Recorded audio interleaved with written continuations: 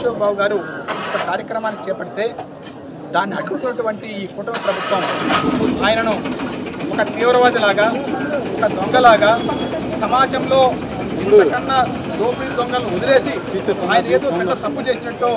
ఆయన రెండు కాళ్ళు పట్టుకొని సభ్య సమాజం ప్రదర్శించుకునే విధంగా ఆయన తీసుకుపోవడం,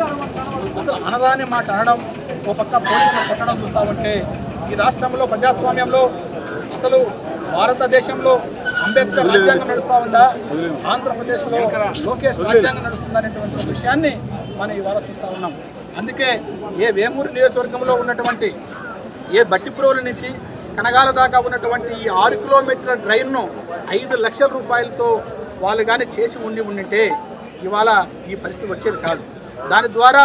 ఆ గుర్రపటెక్కలు అదేవిధంగా తాటిమట్టలు ఆ ప్రాంతంలో బాగా ఇమిడిపోవడం వల్ల ఏదైతే ఫ్లడ్లు వచ్చినప్పుడు ఆ నీరన్నీ కూడా పొలాలు లేకపోవడం వల్ల మొత్తం పొలాలన్నీ కూడా పంట పొలాలు నాశనం అయ్యే పరిస్థితిని కనువిప్పు కలిగించి ఎలాగైనా ఈ రైతాంగం దాదాపు 80% మంది రైతాంగం అంటే కనీసం అక్కడ ఏదైతే రైతులకు సంబంధించి 20% ఉంటే 80% కూడా కవులు తీసుకొని వాళ్ళ జీవన వృత్తిని సాగించే రైతాంగానికి ఈ ప్రభుత్వం తూట్టుపడుతూ ఉంది. కాబట్టి ఖచ్చితంగా ఇవాళ ఏదైతే దీక్ష చేస్తున్నటువంటి వనిపూడి అశోక్ బాబు గారికి వైఎస్ఆర్ కాంగ్రెస్ పార్టీ పూర్తి మద్దతు ఉంది. అదేవిధంగా ఈ విషయంలో ఈ ప్రభుత్వం కానీ నిర్లక్ష్య వైఖరి కానీ చూస్తే